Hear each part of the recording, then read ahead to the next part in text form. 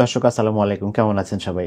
অনেক অনেক অনেক মানসিক রোগ নিয়ে অনেক কথা বলেছি, কিন্তু মানসিক রোগ কেন হয় বিভিন্ন ভিডিওতে বিভিন্ন রোগের সময় বিষয়ে বলার সময় আমরা বিচ্ছিন্নভাবে বলার চেষ্টা করেছি যে এই রোগটা কেন হয় সাধারণত, এবং আপনারা অনেক কিছুই জানেন। তবে আজকে সামগ্রিক আলোচনা করবো। আমি যদি বলি যে মানসিক রোগ কেন হয়, শুধু এটাই যদি প্রশ্ন হয় তাহলে কি বলবো আমরা উত্তরে?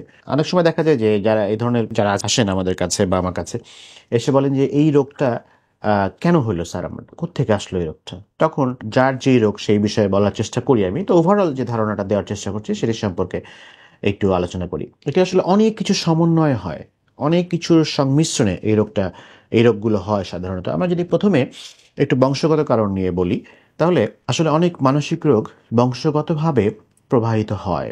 যদি পরিবারের কারো কোনো মানসিক সমস্যা থাকে তাহলে পরবর্তী প্রজন্মেও এটি আসলে হতে পারে, হবেই যে তা না, সম্ভাবনা থাকে। যেমন স্কিজোফ্রেনিয়া, যেমন বাইপোলার ডিসঅর্ডার, যেমন ওসিডি, যেমন ডিপ্রেশন ইত্যাদি রোগে আসলে জেনেটিক প্রভাব উল্লেখযোগ্য। এরপরে আসি নিউরোকেমিক্যাল ভারসাম্যহীনতা।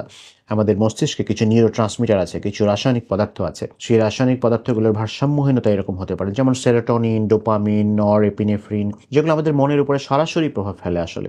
যখন এগুলোর ভারসাম্য নষ্ট হয় তখন আসলে বিষণ্ণতা, উদ্বেগ, এমনকি স্কিজোফ্রেনিয়া, বাইপোলার ডিসঅর্ডার সহ ওসিডি, এরকম নানা রকম মানসিক রোগ হতে পারে। এরপরে আসি মানসিক আঘাত এবং ট্রমার বিষয়ে। শৈশব বা কৈশোরে ঘটে যাওয়া মানসিক বা শারীরিক নির্যাতন, পারিবারিক অশান্তি, বড় ধরনের দুর্ঘটনা বা দুর্গম কোনো অভিজ্ঞতা, যেমন ধরেন যে খুব ডিজাস্টার, প্রাকৃতিক দুর্যোগ, যুদ্ধ, ধর্ষণ, দীর্ঘমেয়াদে মানসিক সমস্যার জন্ম দিতে পারে।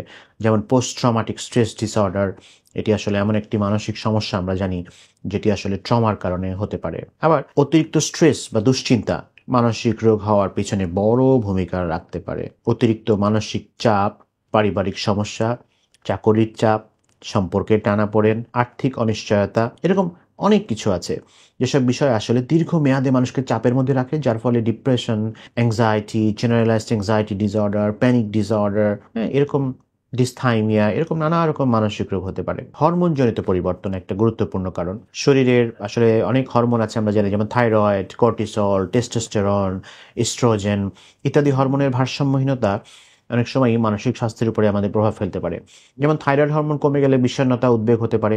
আবার অতিরিক্ত কর্টিসল আমাদের স্ট্রেস বা মানসিক চাপকে বাড়িয়ে দিতে পারে।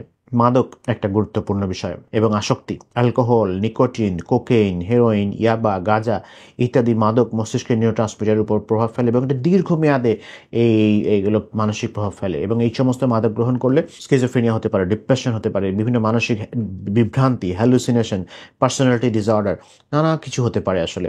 আর পার্সোনালিটি ডিসঅর্ডার আসলে শুধু মাদক এটার উপরেই নির্ভর করে তা না, এটা অনেক ফ্যাক্টরের উপরে, ব্যক্তিত্বের সমস্যা নির্ভর করে। পরিবেশগত সামাজিক কারণে আসি এবার। শিশুকালে অবহেলা হলে, পারিবারিক নির্যাতন হলে, যদি কেউ ছোটবেলা থেকে অবহেলিত হয়, তাকে মানসিকভাবে নির্যাতন করা হয়, বা তার সামনে বিভিন্ন পারিবারিক কলহ চলে, বাবা মায়ের মধ্যে কলহ চলে, বা বাবা মায়ের বিচ্ছেদ হয়ে গেল, বা বাবা মায়ের কেউ যদি মারা যান, তাহলে তার মানসিক স্বাস্থ্যে দীর্ঘমেয়াদী নেতিবাচক প্রভাব পড়তে পারে এই শিশুকালীন ঘটনাগুলো ঘটলে। সামাজিক বিচ্ছিন্নতা হলে, একাকিত্ব হলে মানসিক রোগ হওয়ার প্রবণতা অনেক বেশি হয় আসলে। ভালো সম্পর্কের অভাব, সামাজিকভাবে বিচ্ছিন্ন জীবন মানসিক স্বাস্থ্যকে আসলে খারাপ করে তোলে আমরা জানি।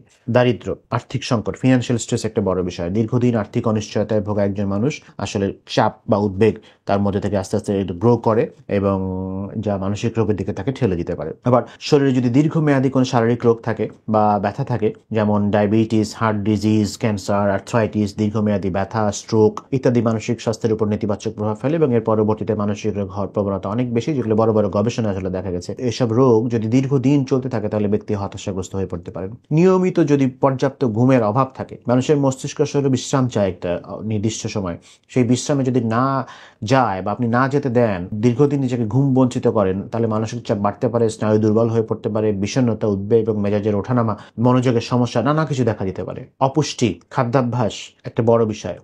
যদি ওমেগা-3 ফ্যাটি অ্যাসিডের অভাব পড়ে তাহলে মস্তিষ্কের কার্যকারিতা লোপ পায়, এটির অভাবে মানসিক অবসাদ দেখা দিতে পারে। ভিটামিন বি 12, ডি, আয়রনের ঘাটতি এগুলো মস্তিষ্কের নিউরোট্রান্সমিটার উৎপাদনে সাহায্য করে।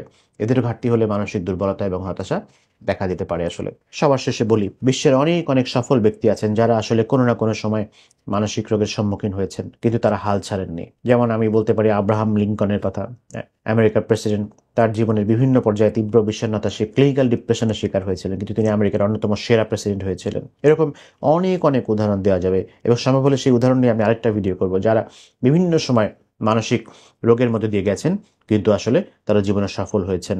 এবং আপনিও সফল হচ্ছেন হয়তোবা, কিন্তু আপনি বিষণ্ণতার কারণে অনেক সময় বুঝতে পারছেন না হয়তোবা। তাই বলছি যে মানসিক রোগ কোনো ব্যক্তির ব্যর্থতা নয়, এটি একটি চিকিৎসাযোগ্য এবং শারীরবৃত্তীয় মানসিক সমস্যা। এটি সময় মতো চিকিৎসা করলে, পরিবার সমাজে সহায়তা পেলে, পজিটিভ চিন্তা যদি করতে পারেন, স্বাস্থ্যকর জীবনযাত্রা যদি আপনি অভ্যস্ত হতে পারেন, তাহলে এই মানসিক রোগটাকে নিয়ন্ত্রণ করা সম্ভব। তাই স্ট্রেসমুক্ত জীবনযাপন করার চেষ্টা করুন, ব্যালেন্সড লাইফ লিড করার চেষ্টা করুন, তাহলে দেখবেন যে আপনি মানসিকভাবে ভালো থাকবেন, শারীরিকভাবে ভালো থাকবেন। সবাইকে অনেক অনেক ধন্যবাদ।